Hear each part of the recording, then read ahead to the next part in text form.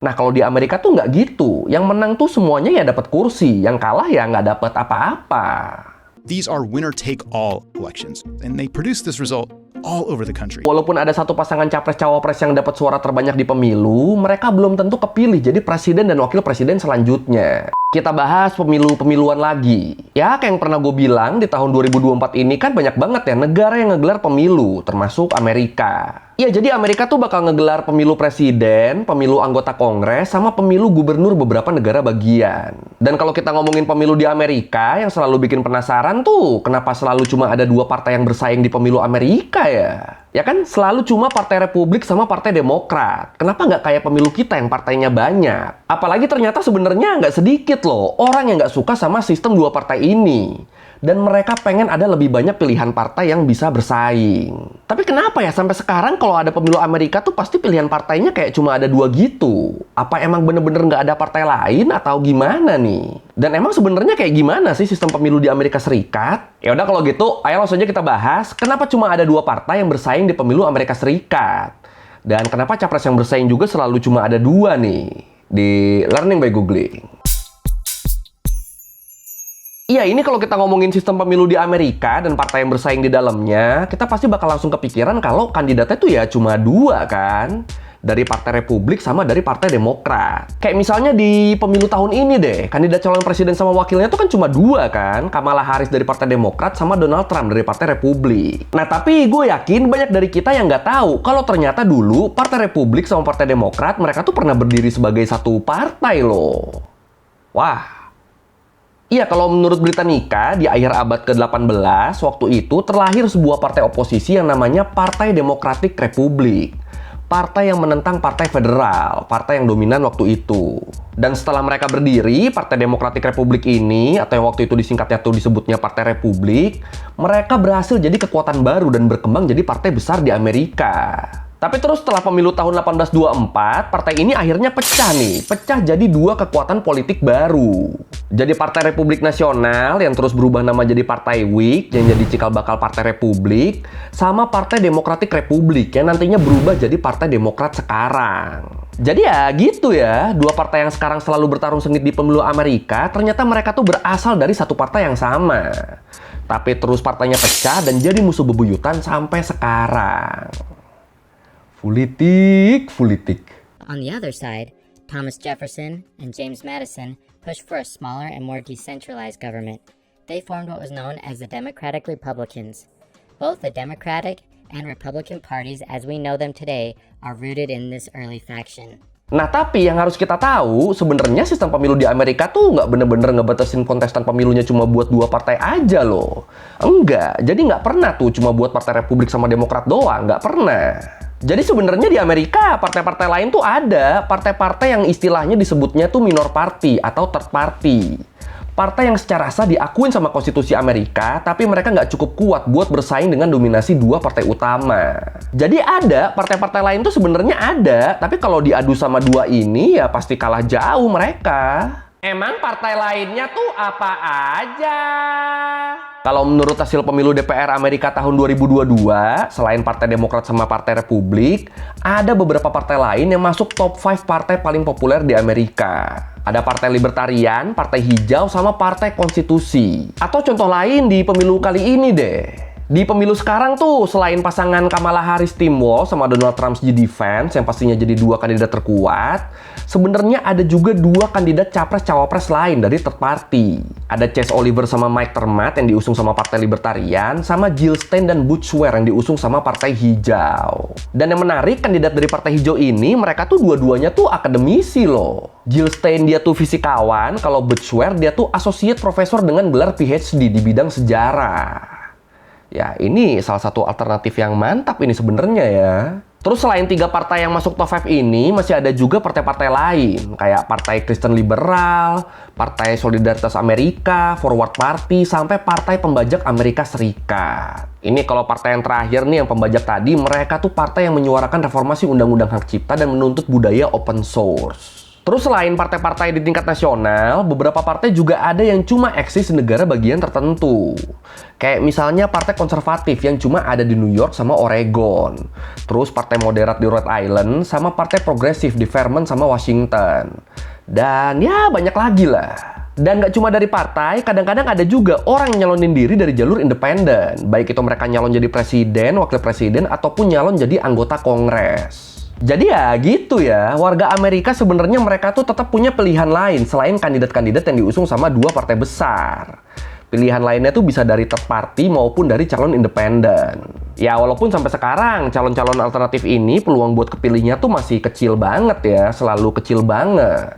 The most important thing to know about the Green Party is that we do not take money from corporations, from lobbyists, and we do not have super PACs. We say get the money out of politics. It should be publicly financed, period. We are really a party of, by, and for the people. We have the unique liberty to stand up for what it is that people need. Nah ini mungkin sampai sini lu jadi mikir nih. Kenapa ya partai-partai alternatif, si third party tadi, atau calon-calon independen tadi, mereka tuh susah banget buat kepilih? Ini nggak adil banget deh. Nah ini buat jawabannya, coba lu lihat gambar ini deh. Gambar kekuatan partai politik dan presiden Amerika terpilih dari tahun ke tahun. Nah ini warna yang dominan tuh kan selalu dua warna ya. Kebanyakan tuh selalu merah biru. Kebanyakan selalu Demokrat sama Republik. Sisanya yang partai lain itu ya dikit aja tuh nyempil di tengah tuh, nggak sebanding banget jumlahnya. Nah dari sini kan kelihatan ya kalau sampai saat ini satu-satunya presiden Amerika yang nggak berasal dari partai, yang non-partisan, itu tuh cuma satu, cuma George Washington doang, cuma presiden pertamanya doang. Sisanya lu lihat setelah George Washington, semuanya merupakan kandidat dari dua partai utama yang mendominasi. Ya kadang-kadang adalah kekuatan ketiga, opsi alternatif tuh suka ada. Tapi ya kayak yang lu lihat, nggak pernah ada yang bisa ngalahin dominasi dua partai utama. Paling ya satu kasus khusus tuh di tahun 1912 ya, waktu partai bulmusnya Theodore Roosevelt bisa bersaing sama partai Republik dan Demokrat. Tapi ya tetep kan, yang kepilih di pemilu waktu itu tuh bukan Theodore Roosevelt, yang kepilih tuh Woodrow Wilson dari partai Demokrat. Jadi ya bisa bersaing doang, tapi nggak bisa ngalahin. Dan alasan kenapa hal ini bisa terjadi, ya karena emang sistem pemilu di Amerika tuh emang didesain buat nguntungin dua partai besar doang. Emang sistemnya gimana? Jadi di Amerika tuh diterapin satu sistem pemilihan yang dikenal dengan istilah winner takes all, pemenang ngambil semuanya. Jadi kayak di pemilihan anggota Kongres, pemilihan wakil rakyat, itu satu distriknya tuh bakal diwakilin sama satu orang doang, diwakilin sama orang dengan suara terbanyak doang. Atau ini biar lebih kebayang, kita pakai contoh langsung deh. Kita ambil contoh di negara bagian Oklahoma yang punya 5 distrik. Jadi secara umum, lebih dari 2/3 penduduk Oklahoma merupakan Republikan, merupakan pemilih Partai Republik. Sementara yang milih Partai Demokrat itu cuma ya hampir sepertiganya lah. Dan ya ada sedikit yang milih third party itu ada sedikit. Nah di sini walaupun nggak semua masyarakat Oklahoma milih Partai Republik, tapi karena calon dari Partai Republik tuh menang pemilu di 5 distrik tadi, akhirnya semua anggota Kongres yang mewakili Oklahoma itu ya dari Partai Republik semua. Ya jadi kalau misalnya di pemilu negara lain yang menang berarti jatah kursinya lebih banyak, sementara yang kalah tuh jatah kursinya dikit. Nah kalau di Amerika tuh nggak gitu. Yang menang tuh semuanya ya dapat kursi, yang kalah ya nggak dapat apa-apa.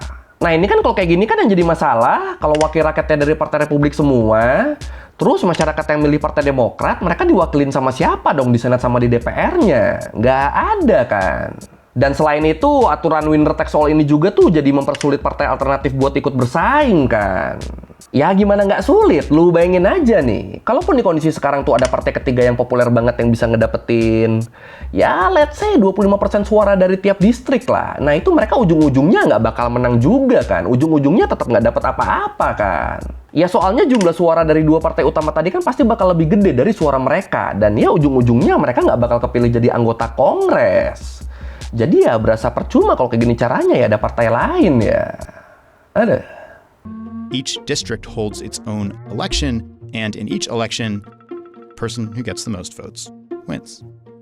These are winner-take-all elections, and they produce this result all over the country. Nah, sistem winner takes all ini juga ini berpengaruh ke pemilihan presiden di Amerika Serikat. Ini buat yang mungkin belum tahu, jadi walaupun seringkali pemenang pemilu Amerika tuh bisa diprediksi dari perolehan suara terbanyaknya, Tapi penentuan presiden dan wakil presiden terpilih Amerika itu ditentuinnya lewat Electoral College, bukan lewat perolehan suara terbanyak. Electoral College tuh apa? Electoral College tuh bisa dibilang kumpulan elektor, kumpulan pemilih yang merupakan perwakilan dari tiap-tiap distrik di negara bagian. Lu inget kan satu orang winner takes all tadi kan, yang kayak menang di Oklahoma tadi kan? Nah, yang menang-menang inilah yang jadi elektor dari masing-masing distrik. Yang jadi perwakilan yang pilihannya tuh bakal dianggap pilihan distrik tersebut. Jadi kalau di Amerika tuh, walaupun ada satu pasangan capres-cawapres yang dapat suara terbanyak di pemilu, mereka belum tentu kepilih jadi presiden dan wakil presiden selanjutnya.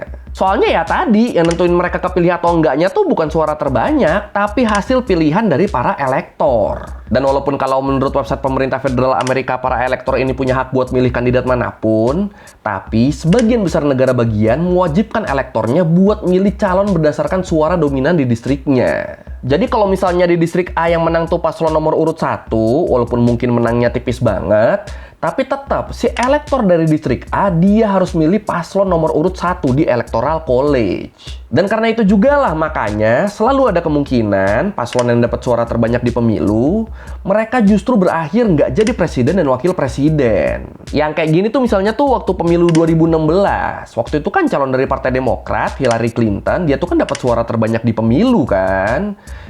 Yang kepilih jadi presidennya malah Donald Trump. Nah itu bisa begitu ya soalnya Trump dapat suara elektoral lebih banyak. Dan ya udah kepilih deh tuh Donald Trump jadi presiden Amerika walaupun perolehan suara totalnya dia kalah. Bisa gitu ya. I believe that she will win. I believe that she will win. But no matter how loud they chanted, it wasn't to be.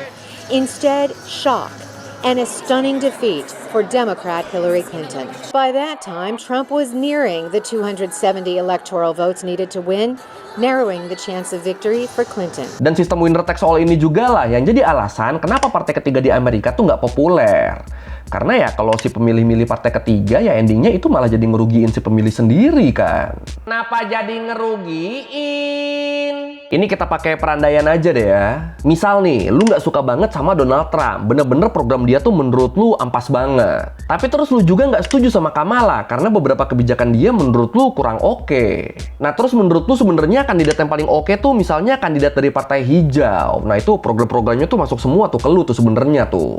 Nah kondisi kayak gini nih bakal munculin dilema nih. Soalnya ya kayak yang gue bilang tadi, Partai Demokrat sama Republik tuh udah terlalu kuat pengaruhnya. Ditambah lagi pemilihan elektornya kan didasarkan sama sistem winner takes all tadi kan, yang ngebikin anggota Kongres tuh nantinya tuh kalau nggak dari Republik ya Demokrat. Partai lain tuh kemungkinan dapat kursinya tuh kecil banget, bahkan ya hampir nggak mungkin lah. Nah dengan kondisi kayak gini, lu pasti bakal dilema lah. Kalau lu ngikutin kata hati lu, milih Partai Hijau yang menurut lu paling ideal, itu bakal percuma kan. Soalnya ya Partai Hijau nggak punya kekuatan politik. Suara lu kemungkinan bakal terbuang percuma dan cuma bakal ngebikin Trump lebih unggul. Ya soalnya suara yang harusnya bisa lu kasih ke Kamala buat ngegagalin Trump, itu malah lu pakai buat nyoblos kandidat ketiga yang udah pasti kalah kan. Jadi ya jatuhnya kayak buang-buang suara lah. Dan dilema-dilema inilah yang ngebikin kenapa pada akhirnya masyarakat Amerika tuh mutusin buat milih kandidat dari partai yang nggak lebih buruk dari partai satunya. Milih yang less evil menurut mereka di antara dua partai besar ini. Jadi sebagus-bagusnya calon dari third party ya itu berasa jadi kayak mubazir ya. Jadi walaupun banyak masyarakat yang udah malas sama dua partai ini dan pengen ada partai ketiga yang bisa jadi penyeimbang, tapi ya pada akhirnya mereka bakal tetap milih salah satu di antara dua tadi. Jadi kalau misalnya ada yang ngerasa Demokrat tuh buruk banget, yang mending mereka pilih Partai Republik daripada partai lain, walaupun mungkin Republik juga banyak kurangnya. Atau juga sebaliknya, misalnya ada yang ngerasa Republik tuh jelek banget, mereka tuh bakal lebih milih dukung Demokrat, walaupun sebenarnya Demokrat tuh banyak boroknya juga. Ya mau gimana lagi kan, daripada partai dan calon yang dibenci naik jadi presiden, yang mending pilih lawannya aja. Jadi gitu tuh cara milihnya tuh. Tapi menurut lu gimana nih? Apakah sistem pemilu di Amerika ini udah oke atau harus diubah sebenarnya? Yang mana nih? Silakan komen. Big majorities of us actually don't want the two-party system at all. We want more options. But a lot of the time, we actually do have more options. It's just that when it comes time to vote for them, we mostly don't. Oke, sekian Lerner Guling kali ini tentang kenapa di pemilu Amerika pilihannya tuh selalu cuma ada 2. Ternyata ya itu ya, sebenarnya partai-partai lain sama calon-calon lain tuh ada. Cuma ya itu ketutup sama mereka karena sistem winner takes all tadi. Tapi ini kalau menurut gua, kalau sistemnya gini, ini nggak adil sih. Ya menurut gue sih gitu ya. Jadi menutup orang-orang yang potensial kan sebenarnya. Tapi ya nggak tahu kalau menurut tuh gimana. Ya kalau lo mau revisi kayak gue udah salah, atau mau nanya, atau namanya nggak di video, bisa tulis di komen, kita diskusi juga biasa. Sekali lagi, thank you nonton, jangan lupa like, comment, subscribe. Bye. Kali-kali diriku kau hujat, padahal ini semua kodrat. Ku melawan bukan berarti